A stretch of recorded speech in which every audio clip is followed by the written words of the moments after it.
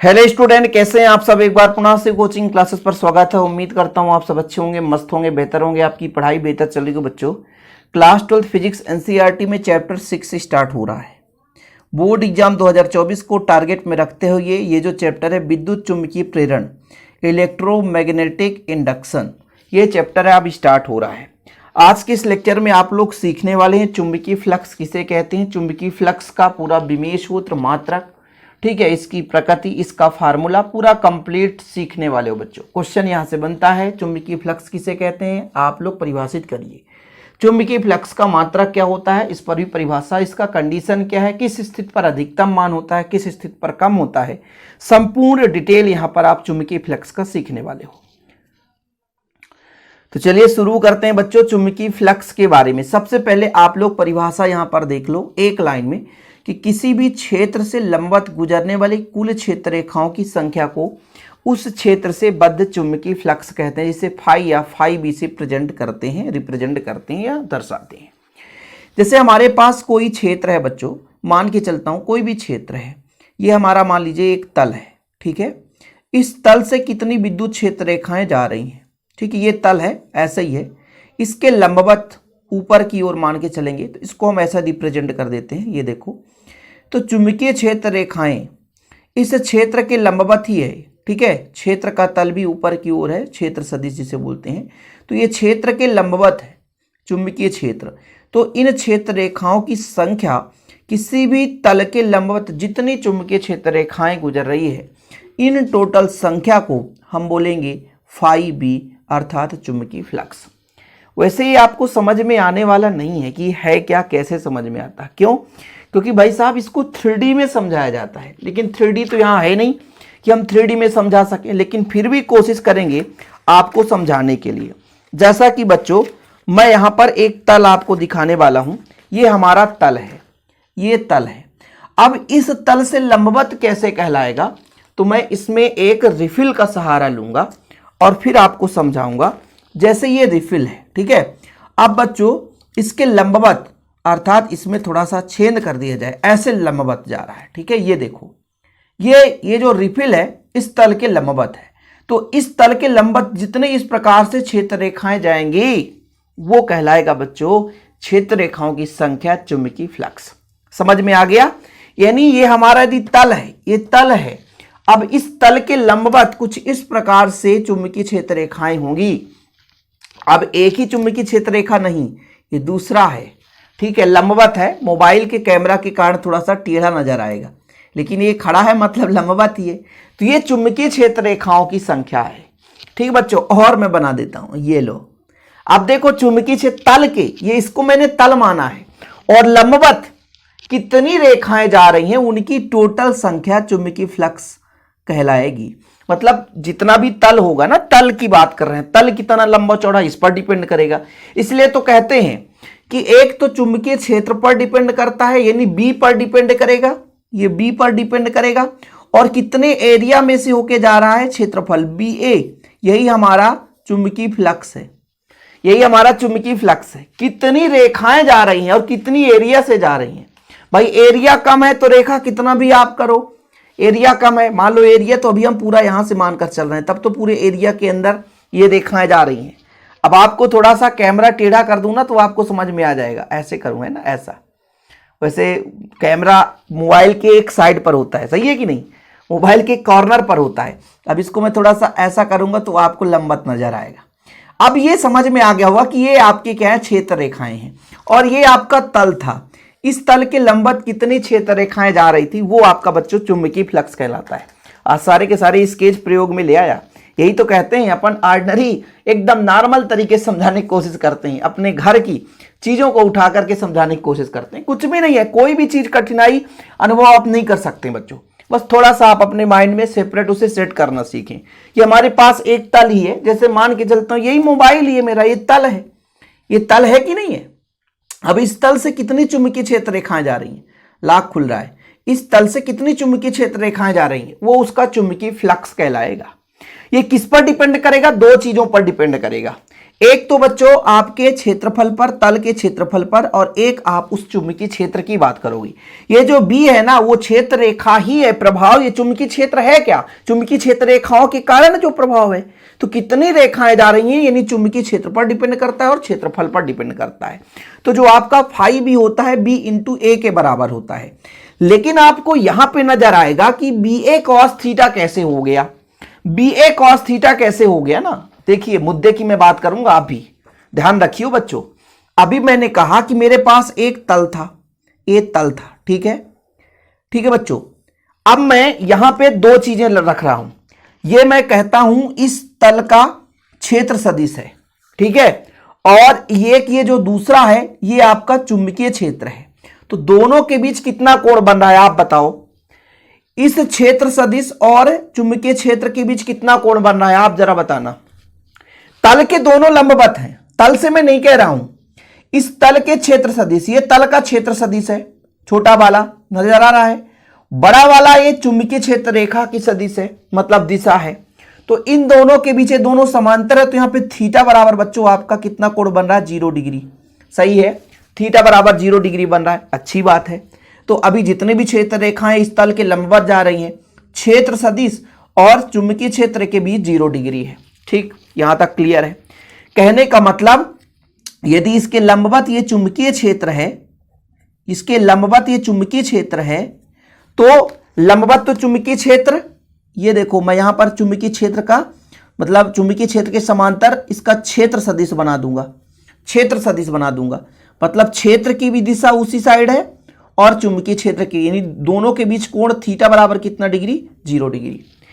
ये चीज आपने समझा। तल के लंबवत है, ये आपको मन में बिठाना है कि तल के लंबवत है भाई।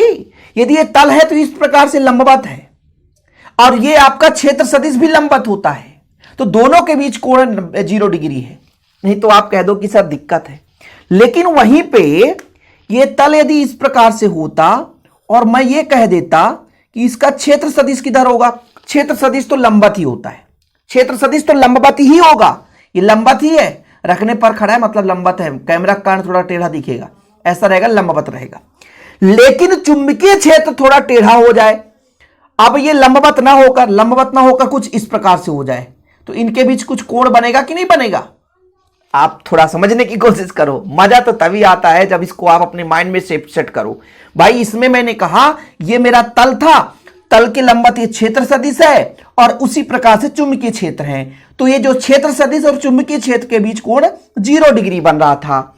लेकिन वहीं पे यदि मैं कह देता कुछ इस प्रकार से है, ये क्षेत्र सदिश है और चुंबकीय क्षेत्र थोड़ा सा टेढ़ा हो गया, तल के लंबवत नहीं आ पा रहा है, तल के लंबवत नहीं आ पा रहा है, समझिएगा। कहने का मतलब ये क्षेत्र सदिश है, ये क्षेत्र सदिश है, क्षेत्र सदिश है, और चुंबकीय क्षेत्र थोड़ा सा टेढ़ा हो गया, चुंबकीय क्षेत्र की दिशा थोड़ा सा टेढ़ा होगा, तो यहां पे थीटा कोण बनेगा। लेकिन हमको कौन सा वाला भाग लेना है? इस चुंबकीय क्षेत्र के बी को 2 घटकों में बांट सकते हैं।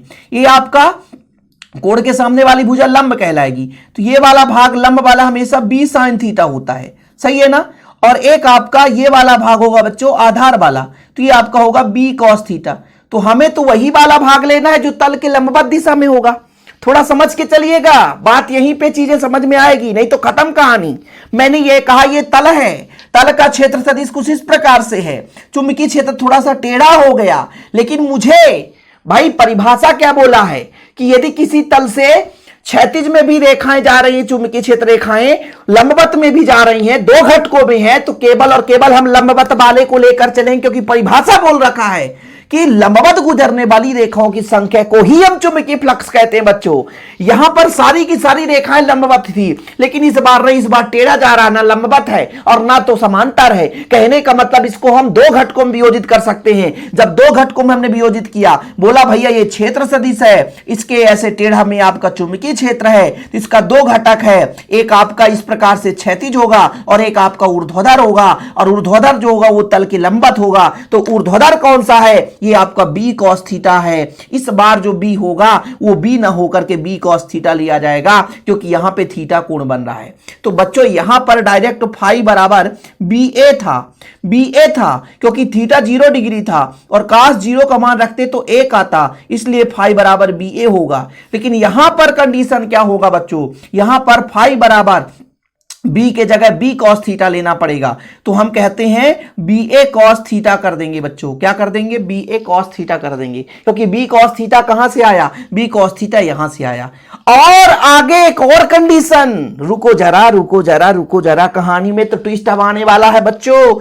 मैंने कहा ये तल है, ठीक है भाई, तल का भैया ये आपको बोला कि इसका क्षेत्र सदिश लंबवत है, क्षेत्र सदिश लंबवत है। ये लो क्षेत्र सदिश मैंने बनाया कि भैया ये क्षेत्र सदिश लंबवत है। अब इसके लंबवत मतलब ये देखो, यहां पे चुंबकीय क्षेत्र रेखाएं ऐसी हो जाए, बताओ जरा, चुंबकीय क्षेत्र ऐसी हो जाए मतलब तल के लंबवत ना होकर तल के समांतर हो जाए। तल सोया हुआ है, तल के समांतर हो जाए, तो ये क्षेत्र सदिश के बीच कितना कोण बनेगा, क्षेत्र सदिश के साथ कितना कोण बनेगा। तो क्षेत्र सदिश के बच्चों क्या है, लंबवत है, तल के समांतर है, तो थीटा बराबर 90 डिग्री। अच्छा, कास 90 का मान कितना होता बच्चों, 0, तो भैया यहां पे फाई भी जो है वो 0 डिग्री हो जाएगा।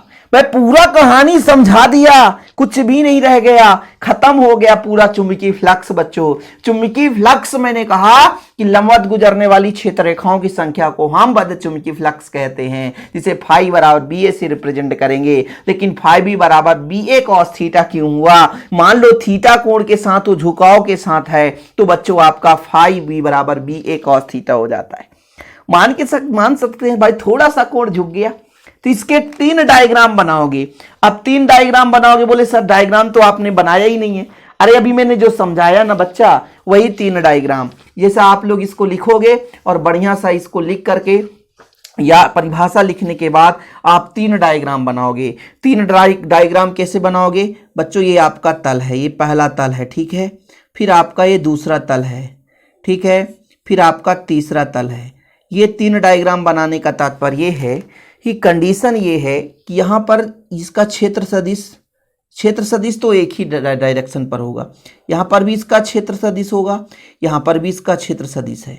पर इसमें यह बोला गया कि पहले स्थिति में पूरे के पूरे चुंबकीय क्षेत्र जो थे वो लंबवत थे, तो क्षेत्र सदिश भी लंबवत होता है और ये चुंबकीय क्षेत्र भी लंबवत, इसलिए ये जो आपका क्षेत्र सदिश है और चुंबकीय क्षेत्र के बीच थीटा बराबर आपका 0 डिग्री बन रहा है।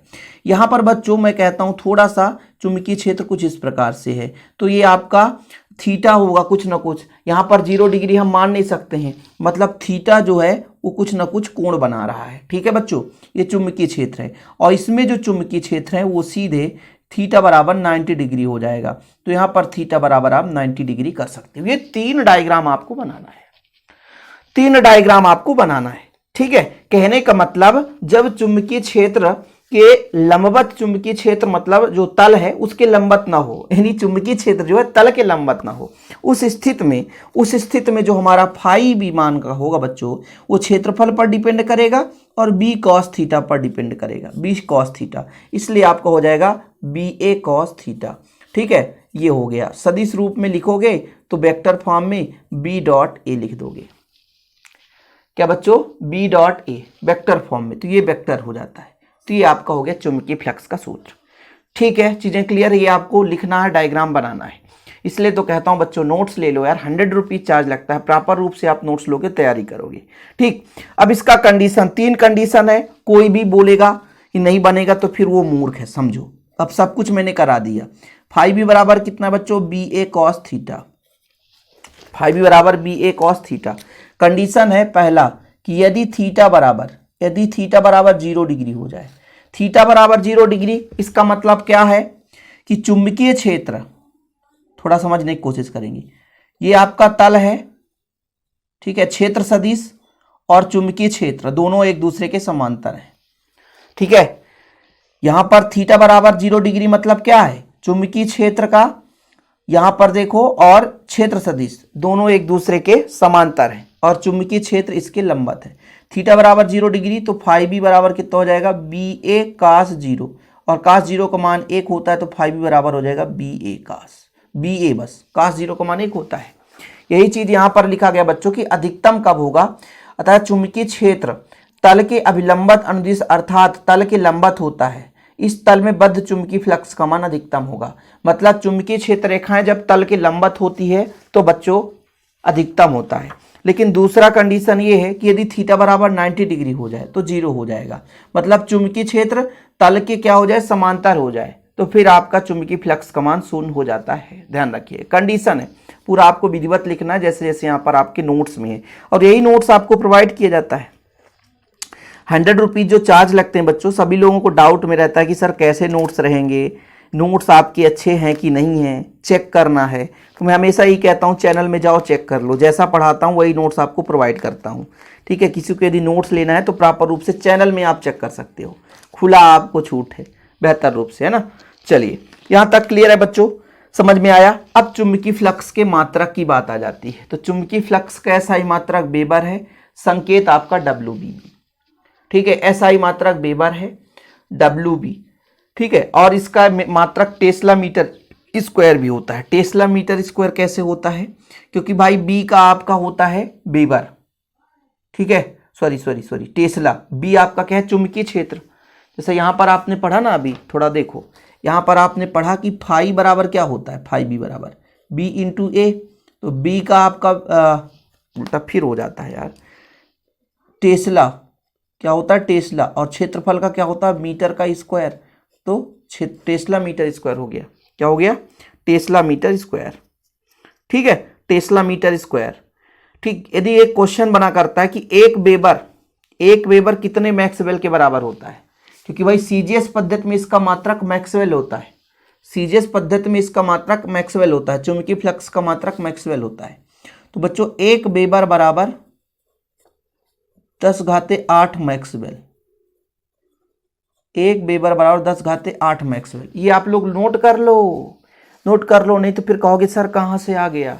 लो भैया स्क्रीनशॉट ले लो, नोट कर लो, लिखने में क्या जाता है, हम तो आपको समय दे ही रहे हैं कि आप लोग लिखो जितना हो सके। इसका विमीय सूत्र मैं आपको निकालना सिखाऊंगा। विमीय सूत्र कैसे निकालोगे, ठीक है। विमीय सूत्र के लिए यहां पर देखिएगा, चूंकि आपने अभी पढ़ा फाई बी बराबर कितना होता है बच्चों, बी इंटू ए, सही है। और आपने पढ़ा होगा एफ बराबर, यदि मान लीजिए कोई आवेश है किसी चुंबकीय क्षेत्र में गति करता है तो उसका फार्मूला होता है क्यू वी वी।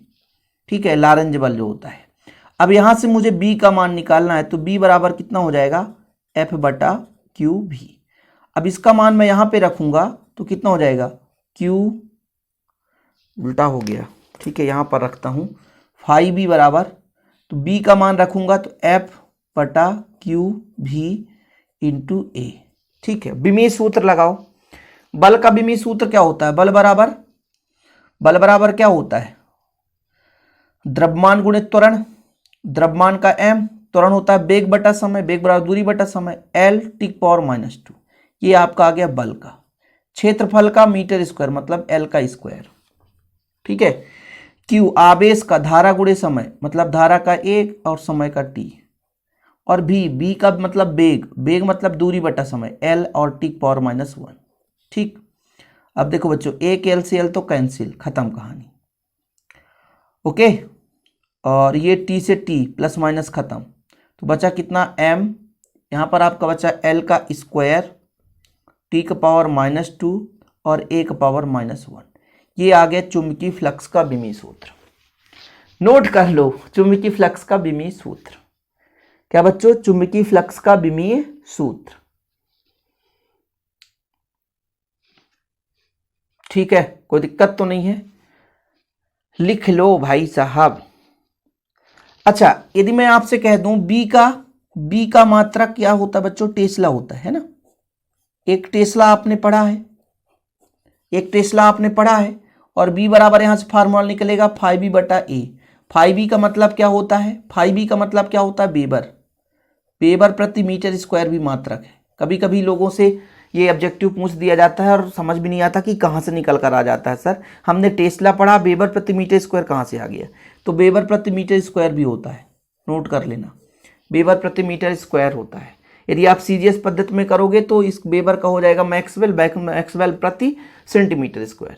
तो ये निकल कर कंप्लीट आ गया चुंबकीय फ्लक्स का मात्रक, बिमी सूत्र, ठीक है, सारा चीज कंप्लीट। ये लो भाई बिमी सूत्र आप लोग यहाँ से तैयार कर लेना, ठीक है, विधिवत लगाया गया है ताकि आप लोगों को दिक्कत ना हो सके। इसके बाद बच्चों आपका ये बी का मात्रक भी निकल कर आ गया, वेबर प्रति मीटर स्क्वायर। ये जो चुंबकीय प्रेरण का सिद्धांत है ना, वो अगले लेक्चर में हम सीखेंगे और उम्मीद करता हूँ बच्चों आप लोग विधिवत रूप से तरीके से ये चीज़ समझ गए होंगे और इस टॉपिक्स को आप लोग अच्छे तरीके से समझें। कुछ टॉपिक ऐसे होते हैं जो हट भी जाएं लेकिन उनको पढ़ना पड़ता है, हालांकि ये टॉपिक्स नहीं हटा है। जैसे मान लीजिए हट भी जाता ना कि चुंबकीय फ्लक्स नहीं पढ़ना है, लेकिन इसके बिना आगे कुछ समझ में नहीं आता। ये चुंबकीय क्षेत्र रेखाएं कैसे कार्य करती हैं, कैसे 0 डिग्री पर होता है, कैसे 90, मेन वो आपको जो एंगल समझाया गया ना, वो आज मेन टास्क था। उम्मीद करता हूं कि आप लोग समझ भी गए होंगे और अच्छे से आप इसे तैयार भी कर लेंगे। आज के लिए इतना ही बच्चों, अगले वीडियो के साथ मिलेंगे। जय हिंद, वंदे मातरम। नोट्स लेना है तो कॉन्टैक्ट नंबर नोट कर लेना 96 85 29 91 49, या डिस्क्रिप्शन पे ऐप का लिंक मिलेगा, वहां ऐप के साथ भी आप ज्वाइन कर सकते हैं। ओके बच्चों, फिर से एक बार जय हिंद, वंदे मातरम।